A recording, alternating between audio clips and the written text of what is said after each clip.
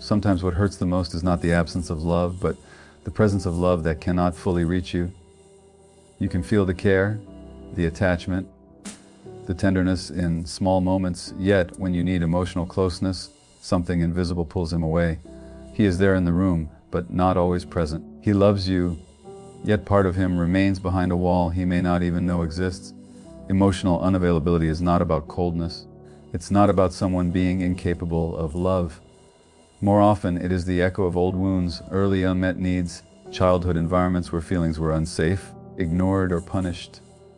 So a part of him learned to survive, I must not feel too deeply. So you stand there confused. Why does he say he loves me, but I still feel alone? How can someone choose me, yet never fully let me in? Let's talk about 5 signs he is emotionally unavailable even if he truly loves you. Number 1 is he cares about you, but he avoids your emotions. When someone cares about you yet avoids your emotions, it can be one of the most confusing experiences in a relationship. You can feel his affection in gestures, in presence, in the way he shows up practically. He may drive you to appointments, fix things in the house, send messages to check if you ate, hold your hand in public, and still, when your heart opens, he quietly closes. You see it in subtle moments. The instant your voice trembles, his shoulders tighten. The moment tears form, his eyes look away. When you try to explain what hurts, he grows silent or impatient, as if you've suddenly switched to a language he never learned. He might say, "Let's not make this a big deal," or "Why are you being so emotional?" Or he just disappears into himself, into his phone, into work, into anything that doesn't require feeling. And you question yourself, am I too sensitive? Am I asking for too much? Why does it feel like my emotions are a problem? The truth is that your emotions are not the problem. They are life speaking through you. What he is avoiding is not your sadness or your anger or your longing. What he is avoiding is the echo of his own buried feelings. Somewhere in his life, emotions were unsafe. Maybe they were mocked, punished, ignored, or simply never welcomed. He learned that the only way to stay intact was to numb out, to shut down, to stay on the surface of things, to survive. He made an agreement with himself: feel less, hurt less. So when you cry, it is not just your tears in the room. Your tears awaken the ones he once refused to feel. When you reach for closeness, it touches the places in him that were once left alone.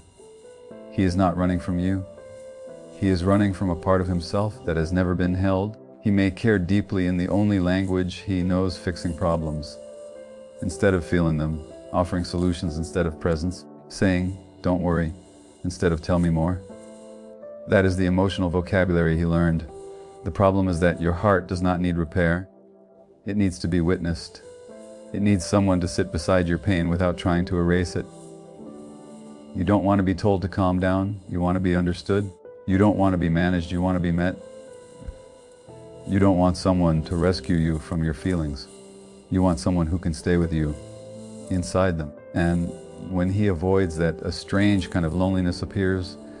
You are no longer alone because you don't have someone. You are alone next to someone. The body recognizes this before the mind does. You feel a tightening in your chest, a quiet grief that you cannot fully name. You realize that love without emotional presence feels like being embraced through a glass wall. It's important to see this for what it is, not lack of love, but lack of capacity. His nervous system was trained to escape emotions, not enter them. He does not yet know that intimacy isn't about fixing, controlling, or staying strong. It is about allowing hearts to be breakable together. You are not too emotional. You are not demanding. You are simply refusing to starve emotionally. Wanting someone who can sit with your feelings is not a luxury. It is a basic human need to be felt, to be heard, to be safe being honest about what lives inside you. And if he is to truly love you, not only in words or gestures but in presence, he will one day have to face the very feelings he has spent a lifetime avoiding, beginning with his own. Number 2 is he shares facts about his life, but rarely his inner world. He can talk to you for hours, and somehow you still feel like you don't really know him. He tells you what happened in his day, where he went, who he met, what he plans to do tomorrow. You know his routines, his habits, his favorite food, the shows he watches. You may even know his history in bullet points, where he studied, where he worked, who he dated before. And yet, when you try to step inside his inner world, There is a door that doesn't open. You notice the subtle boundary. When the conversation stays in the realm of events and information, he is comfortable. His voice is steady, his energy is calm. But the moment you ask questions like, how did that make you feel? Or, what goes on inside you when that happens? Something shifts. He may laugh it off. He may say, I don't know. He may change the subject or redirect the attention back to you. It's not anger, it's absence. The connection drops from depth back to surface. It is not that he has no inner world. Everyone does. It is that he is estranged from his own. At some point, life taught him that paying attention to his inner experience brought pain, confusion, or shame. Maybe no one asked him how he felt when he was young. Maybe he was told to toughen up, stop overthinking, and be a man, get over it. So he learned to narrate his life like a reporter rather than inhabit it like a human being. He became fluent in facts and almost illiterate in feelings. You sense this, the emotional air is thin around him. He can tell you he was angry, but not where in his body that anger lives. He can tell you something hurt him, but not the fear underneath it. He can say, it's fine, while his eyes clearly say it is not. He learned to live outside himself, watching rather than experiencing, describing rather than revealing. And there is a quiet grief in you because intimacy does not grow from facts. It grows from shared inner experience. You don't just want to know what happened in his life. You want to know what life does to him. You want to see the places where he is scared, where he hopes, where he doubts himself, where he secretly feels small, where he longs to be seen. Not because you are curious for curiosity's sake, but because love naturally wants closeness. Yet every time you move closer, something in him retreats. Not dramatically, not with conflict, simply by going flat, going practical, going neutral. He talks about traffic instead of disappointment. He talks about work instead of loneliness. He talks about plans instead of pain. He stays where he feels safe, in the measurable, the explainable, the external. Meanwhile, you begin to feel invisible in a strange way. He is with you, but he does not bring himself to you. You are in a relationship with his presence, but not with his depth. It can make you feel unreasonable for wanting more because on the surface, nothing is wrong, but your intuition knows the difference between someone talking and someone opening. What he rarely realizes is this: avoiding his inner world is not just a habit, it is a defense. It protects him from wounds he has never healed, emotions he has never processed, truths he has never been allowed to speak. To go inside would mean to meet the parts of himself that once had no witness. So he keeps the lights off in those rooms, even though he lives in the house. You are not asking for too much when you want to know him beneath the facts. You are asking for something profoundly human, to meet another person where they truly exist in the inner landscape of their feelings, fears, meanings, and dreams. And until he can turn inward with honesty, he will continue to share his life story without ever fully sharing himself. Number 3 is he pulls away when the relationship becomes emotionally close. In the beginning, everything feels effortless. He texts first, he laughs easily, he wants to see you. He reaches out, he leans in. The connection feels alive, electric, full of promise. Then gradually, often right when you begin to relax and feel safe, something changes. Not suddenly enough to call it an ending, but slowly enough to leave you doubting yourself. He doesn't disappear, he just steps back. The warmth cools. The conversations thin out. You feel him taking small emotional steps away from you while still standing in the same room. This shift usually arrives at the same moment the relationship stops being exciting and starts being vulnerable. When the masks slip, when real needs appear, when closeness asks not just for chemistry, but for presence, when it's no longer about having fun together, but about being seen in your raw, unguarded humanity. For him, this is the point where something inside tightens. Closeness that once felt beautiful now feels dangerous. He may not even understand why. On the surface, he'll say he's busy, tired, confused, not ready, not good at relationships. But beneath those explanations is something far older. The memory of what happened the last time he let someone get close enough to truly matter. If love once brought pain, abandonment, criticism, or emotional chaos, then intimacy becomes wired to fear. The nervous system learns a simple lesson: when someone gets too close, you get hurt. So now, when you move closer, his body reacts before his mind does. He becomes irritable, distant, sarcastic, overly logical. or suddenly overwhelmed with work and distractions. Anything to create space. You feel it in the small ruptures. Replies get shorter, eye contact disappears quicker. His tone becomes colder. You sense that you crossed an invisible threshold, not by doing something wrong, but by becoming important.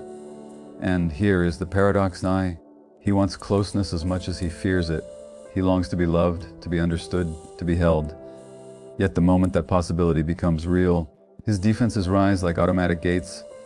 Love touches the same places where old wounds live. To let you in would mean feeling everything he has spent years avoiding. So a silent dance begins. You move forward because that is where love lives. He moves backward because that is where safety lives. You start to question yourself. Should I be less? Should I need less? Should I stop asking for depth? You begin shrinking so he doesn't have to face his fear. You call it patience, but your heart knows it as self-abandonment. He is not pulling away because you are unworthy or too much. He is pulling away because intimacy awakens a terrified part of him that once learned survival through distance. Emotional closeness threatens the strategies that kept him intact, numbing, control, independence, silence. Your love asks him to risk what he has never risked before, to be seen without armor. This is why his withdrawal feels so personal and yet so impersonal at the same time. It is not truly about you. It is a reflex shaped long before you entered his life. He is not rejecting you, he is protecting the child inside him, who once learned that closeness equals pain. The deepest truth is this: a relationship can only go as far as both people's capacity for vulnerability allows. If his instinct is to retreat whenever love becomes real, the relationship will always hover at the edge of depth without ever entering it. And you will always feel like you are standing at a doorway that never fully opens. Recognizing this doesn't mean you must stop loving him. It means you stop blaming yourself for his distance. It means you see the wound behind the behavior.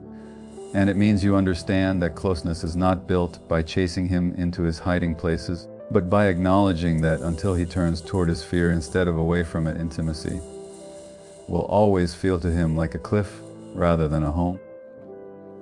Number 4 is he struggles to comfort you when you're hurting. When you are hurting, you don't need grand solutions. You just need someone to sit beside your pain without trying to erase it. Yet with him, those moments become the most lonely. The moment your voice cracks or your eyes fill, something in him shuts down. He goes quiet, freezes, becomes awkward, or starts giving you advice you never asked for. You are bleeding emotionally, and instead of reaching for your hand, he reaches for distance. He may say things like, "You're overthinking, it'll be fine, just don't think about it," or "You're too sensitive." Not because he doesn't care, but because he genuinely does not know how to enter that emotional space with you. He is standing outside the burning house, shouting instructions, instead of stepping inside to guide you out. To you, it feels like rejection of your feelings. To him, it feels like survival. At some point in his life, nobody came when he cried, or the people who came made things worse. Maybe he was told to man up, to stop crying, to handle it alone. Maybe his sadness was mocked. Maybe his anger was punished. Maybe vulnerability was used against him. Eventually, he learned the only safe strategy available: shut down your feelings and get through it alone. So now, when he sees you in pain, your emotions awaken everything he buried in himself. Your tears are a mirror he is terrified to look into. Your vulnerability pulls at the doors he nailed shut long ago. He avoids comforting you not because your pain is inconvenient, but because it touches his own unprocessed hurt. This is why he becomes practical instead of present. He offers logic instead of warmth. He rushes you to be okay because he cannot tolerate sitting in the discomfort of not fixing things. He mistakes soothing for solving. He thinks comfort means making the pain disappear, when in reality, comfort is the willingness to stay when the pain is still there. You may start to question yourself. Am I too dramatic? Am I asking for too much? Why do I feel worse after opening up? But your body knows the answer. You don't feel safe because safety is not just being loved, it is being emotionally held. Without that, the relationship starts to feel like a place where you must hide your wounds to keep the peace. He might care about you deeply. He may hate seeing you hurt, but care without emotional presence leaves you starving. Love that cannot sit with pain is love that remains partial, armored, distant. The heartbreaking part is that he often blames himself internally too. A quiet voice inside him says, I don't know what to do when someone needs me emotionally. He carries shame for not knowing how to comfort, and that shame makes him retreat even further. What looks like indifference is often self-protection layered over helplessness. The truth is simple and difficult. He struggles to comfort you because no one ever comforted him in the way he needed. He never learned that emotions are survivable, that tears are not disasters, that being present is enough. So he stands outside your pain the same way he stands outside his own, watching rather than entering, analyzing rather than feeling. You are not asking for too much when you want arms around you instead of instructions. You are not weak for wanting to be held. You are longing for what every nervous system is wired for: regulation, warmth, attunement. The sense that when you fall apart, someone stays until he learns to turn toward pain rather than away from it, beginning with his own. He will continue to love you from a safe distance at the very moments you need closeness most. You feel alone in the relationship more than you feel held. There comes a moment when you realize the deepest loneliness is not being single. It is being with someone and still feeling unseen. You are technically in a relationship, yet your heart is living without oxygen. You share a bed, conversations, plans, maybe even a future, but not the feeling of being truly held. You start noticing it in the small, quiet ways. You tell him something that matters to you, and it floats in the space between you without landing anywhere. You reach out emotionally and feel your hand close on air. You sit beside him, maybe even leaning against his shoulder, and your body knows, I am not being met here. Your nervous system feels the absence before your mind explains it. You leave interactions with him feeling heavier instead of lighter. You cry and end up comforting yourself. You celebrate something and feel the joy echo back to you without resonance. You begin to realize that you are carrying the weight of two people's emotional lives while only one person is actually showing up, you. And then the self-doubt begins. You tell yourself, he's here, isn't he? He messages me, he stays. He says he loves me. You list the evidence like a lawyer arguing against your own heart. But your body refuses to lie. It keeps whispering, then why do I feel so alone? Loneliness inside a relationship is a particular kind of grief. It is the grief of being close enough to touch someone while knowing you cannot reach them. It is watching the person you love remain on the other side of an invisible wall, laughing with you, talking with you, sleeping next to you, yet never fully opening the door. You start shrinking yourself to survive. You bring fewer feelings. You avoid heavy conversations. You stop sharing the deepest parts of you because you already know there will be no soft landing place for them. You begin to edit yourself in the name of harmony. Your smile stays on while your inner world goes quiet. This is not because you are needy or dramatic. It is because humans are not built to live emotionally alone. We are wired for attunement, to be mirrored, felt, responded to. When that doesn't happen, the body experiences it as deprivation. The H you feel is not weakness, it is hunger. Hunger for connection, for presence, for the feeling of being psychologically embraced. He may genuinely love you. He may think he is giving everything he has, and in a way he is, but what he has access to is limited. If he is emotionally unavailable, then he can offer time, effort, companionship, yet not the tenderness of being deeply with you. He gives you his presence without his presence. So you end up doing the loneliest work of all, staying in a place where part of you is constantly missing. The most honest question is not, does he love me? The more revealing question is, do I feel loved when I am with him? Love is not just felt safety, emotional warmth, and the sense that who you are on the inside matters and is welcome. When you feel alone more often than you feel held, something essential is missing. Not because you failed, not because you asked for too much, but because your heart knows what real closeness feels like and refuses to pretend. That awareness is not the end of love, it is the beginning of truth. He may love you. Many emotionally unavailable people do, but love alone is not enough if it cannot be expressed, shared, and lived in emotional reality. And here is the gentle truth. Emotional unavailability is not a crime, but it is a wound. A wound he must be willing to see, name, and work through.